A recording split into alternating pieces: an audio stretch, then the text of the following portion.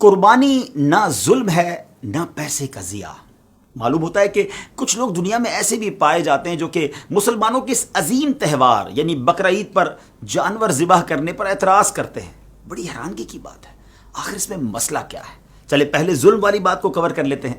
دیکھیں، پہلی بات تو یہ ہے کہ اللہ تعالیٰ جانوروں کا بھی مالک ہے، وہ تصرف کا بھی مالک ہے، وہ جس طرح چاہے حکم دے سکتا ہے، بندہ تو مالک کے حکم کے تابع ہوتا ہے نا۔ دوسری بات، مذہبی روایات کے طور پر جانور کم و بیش ہر مذہب میں ذبح کیے جاتے ہیں، مگر اسلام نے جو قربانی کا حکم دیا ہے اس کا ایک اپنا ہی کمال ہے، اس کی الگ ہی کلاس ہے۔ اور تیسری بات، دیکھیں نا، مرغی تو ساری دنیا کھاتی ہے نا، تو زندہ تو نہیں کھاتی، اسے بھی مار کر ہی کھاتی ہے، مگر اسلام نے اس کا منظم کم تکلیف والا طریقہ دیا ہے جس کو ذبح کہا جاتا ہے۔ مچھلی، جھینگے وغیرہ کو سب شکار کر کے کھاتے ہیں، تو صرف عید پر کیا مسئلہ ہے؟ اچھا، اب چوتھی بات وہ یہ ہے کہ اسلام دنیا کے ہر کونے کے لیے ہے۔ جہاں صرف برف ہو، ریگستان ہو، سبزیاں نہ ہوں، وہاں کے لوگ پھر کیا کریں گے؟ اسلام نے ایسے لوگوں کا بھی خیال رکھا ہے۔ اب چلتے ہیں پانچویں بات کی طرف، اور وہ یہ ہے کہ گوشت کھانا فطری چیز ہے۔ اللہ کریم نے انسانوں کو مختلف قسم کے جو دانت دیے نا، دیکھیں نوکیلے دانت بھی ہیں اور چبانے کے لیے گول داڑیں بھی دی ہیں۔ اس سے کیا مراد ہے؟ یہ تاکہ سبزی کھانے والے جانور جو ہوتے نا، ان کے نوکیلے دانت نہیں ہوتے، نہ گول داڑیں ہوتی ہیں۔ اللہ کریم نے انسان کو جو دانت دیے ہیں وہ سبزی بھی کھا سکتا ہے اس سے، اور گوشت بھی چبا سکتا ہے۔ اب چلتے ہیں چھٹی بات کی طرف، اور وہ یہ ہے کہ جانور کا دودھ تو سب پیتے ہیں نا، ملک کا استعمال تو ساری دنیا میں ہے، حالانکہ یہ جانور کے بچے کا حق ہے۔ جب یہ ظلم نہیں ہے تو گوشت کھانا پھر کیسے ظلم ہو جائے گا؟ ساتویں بات یہ ہے کہ مسلمان اپنی محنت کی کمائی سے قیمتی جانور خریدتا ہے، اپنے ہاتھوں سے اسے کھلاتا ہے، پلاتا ہے، بیمار ہوتا ہے تو علاج کرواتا ہے، اس سے محبت کا ایک تعلق قائم ہو جاتا ہے۔ فطری رحم اور محبت کی وجہ سے اسے ذبح کرنے کو دل نہیں چاہتا، پھر بھی اللہ کا حکم ذبح کرنے کا ہے تو اپنے مالک کے اس حکم کے سامنے اپنے تمام جذبات، رحم، محبت اور تعلق کی قربانی اللہ کو راضی کرنے کے لیے دے کر اس بات کی گواہی دیتا ہے کہ ہماری عقل، خواہش اور تمنا کی اللہ کے حکم کے سامنے کوئی حیثیت نہیں ہے۔ اللہ کا حکم ہر چیز سے بڑا ہے۔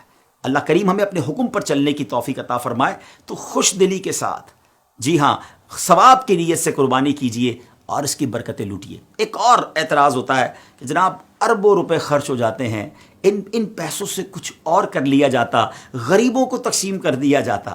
پہلی بات تو یہ ہے کہ یہ صرف اسلامی تہوار میں ہی لوگوں کو غریب کیوں یاد آتے ہیں؟ بڑی بڑی شادیاں ہوتی ہیں، بڑے بڑے سیلیبریشن ہوتے ہیں، ملک اور قوم کے دن منائے جاتے ہیں، بلکہ کئی فیسٹیول منائے جاتے ہیں جس میں اربوں خربوں روپے خرچ ہوتے ہیں، اس وقت یہ اعتراض نہیں آتا، مگر جب اسلام کے نام پر کوئی خرچ ہونے لگتا ہے تو کچھ جگہوں سے یہ آرگیومنٹ، یہ اعتراض آتا ہے۔ چلے ایک بات تو ہم نے کر دی، جب اللہ رسول کا حکم ہے تو مسلمان کا کام تو لبیک کہنا ہے۔ اب ذرا لاجیکلی بھی بات کر لیتے ہیں، ذرا چلتے ہیں شروع سے۔ اس جانور کی قربانی کی وجہ سے، بقرہ عید کی وجہ سے آپ جانتے ہیں پوری دنیا میں کتنا بڑا معاشی بوسٹ آتا ہے، کتنا بڑا سائیکل چلتا ہے بزنس کا۔ دیکھیں نا، بزنس کی کامیابی کا تو راز ہی یہی کہا جاتا ہے نا کہ ایک بندے کی جیب سے پیسے نکلیں اور دوسرے بندے کی جیب میں چلے جائیں، مارکیٹ میں کیش فلو آ جائے۔ ذرا چلیے جناب، یہ جانور آتے کہاں سے ہیں؟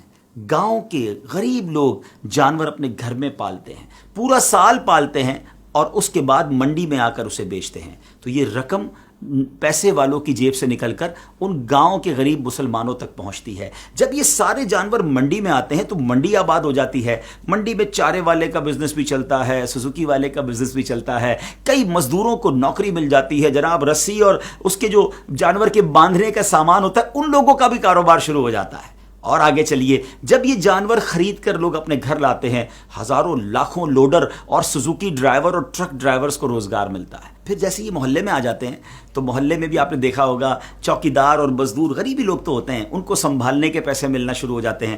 منڈی اور اطراف میں جو چارے کی دکانیں ہوتی ہیں وہاں جناب ان لوگوں کو روزگار ملنا شروع ہو جاتا ہے، بچے خوش ہوتے ہیں، اور جب اس کے بعد اس کی قربانی ہوتی ہے تو ہزاروں لاکھوں دنیا بھر میں قصاب جو ہوتے ہیں، گوشت فروشت ہوتے ہیں، ان کو روزگار ملتا ہے۔ ایک قصاب ہوتا ہے، 5-10 ہیلپر ساتھ آتے ہیں، ان کو بھی عید کے دنوں میں مزدوری مل جاتی ہے۔ اب جناب آگے چلیے، جب یہ قربانی ہو جاتی ہے تو غریبوں میں گوشت بھی تقسیم ہوتا ہے، غریب رشتہ داروں میں تقسیم ہوتا ہے۔ تھوڑا اور آگے چلیے تو اب جو یہ جانوروں کی سکن ہے، یہ جو کھال ہے، یہ چمڑا منڈی میں فروخت ہوتی ہے، لیدر کا بزنس شروع ہو جاتا ہے، جوتے بنتے ہیں، جیکٹ بنتے ہیں، دنیا بھر میں ایکسپورٹ ہوتا ہے۔ مجھے بتائیے ناظرین، کتنے لاکھوں غریبوں کا بھلا ہوتا ہے قربانی میں، اور اربوں نہیں، ایک تحقیق کے مطابق خربوں روپے امیر مسلمانوں کی جیبوں سے نکل کر غریب مسلمانوں تک پہنچ جاتے ہیں۔ اتنا شاندار سائیکل ہے یہ بزنس کا، سبحان اللہ۔ اللہ رسول کے حکم پر عمل بھی ہے، نیکیوں کا خزانہ بھی ہے، اور بزنس کا اتنا شاندار بوسٹ بھی ہے۔ پھر اعتراض کس بات کا؟ امید ہے کہ اللہ کریم کے احکام میں، شریعت کے احکام میں لاجک تلاش کرنے کی بجائے لبیک کہنے کی عادت ڈالیں گے اور خوش دلی کے ساتھ قربانی کیجیے۔ اللہ کریم ہم سب کی قربانی کو اپنی بارگاہ میں قبول فرمائے۔